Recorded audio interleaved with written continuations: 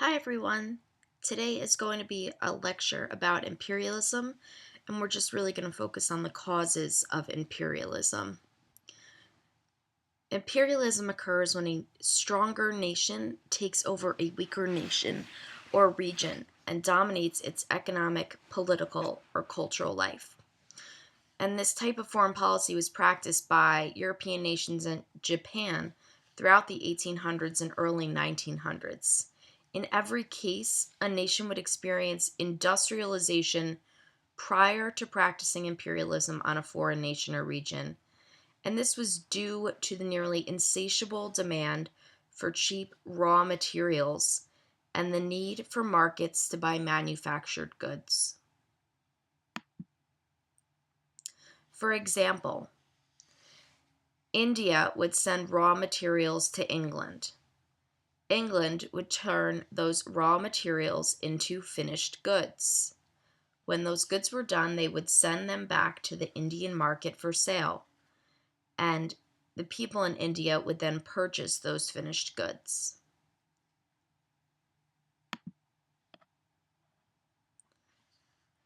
Abundant raw materials and vast markets are needed in order to maintain an industrialized economy. Raw materials such as iron and cotton can be turned into products such as steel and textiles. Finally, these products need to be sold to a market in order to realize a profit. The forces of industrialization cause nations to begin looking outside of their borders for cheaper, more abundant raw materials. Foreign populations were also viewed as vast markets where goods produced in domestic factories could be sold.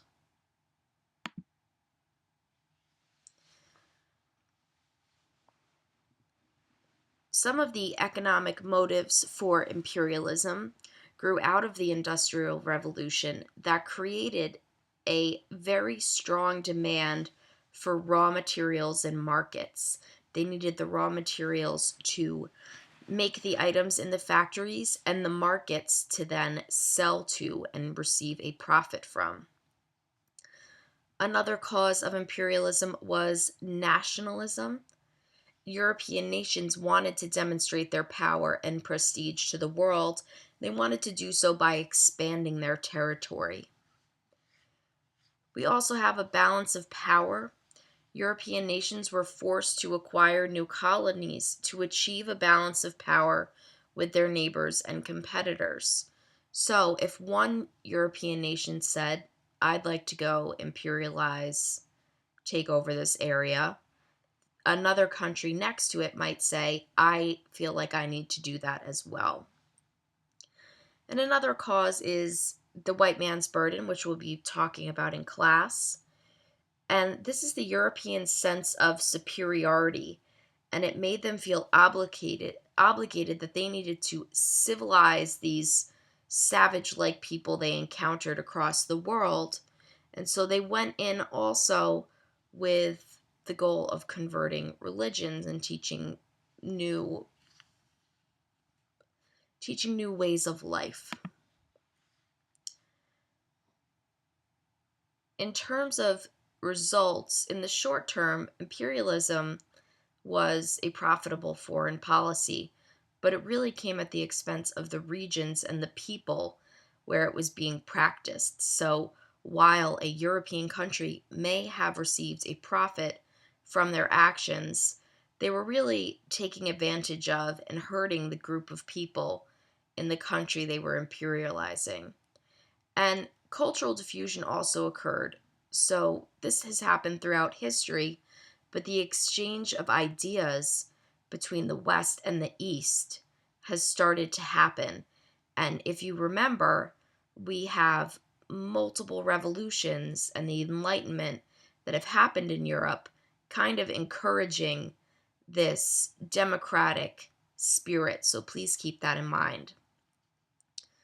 An example of what I've just mentioned is that European methods of education were adopted, and they led the foreigners to study these ideas of liberty and democracy that were present during the Enlightenment and the revolutions.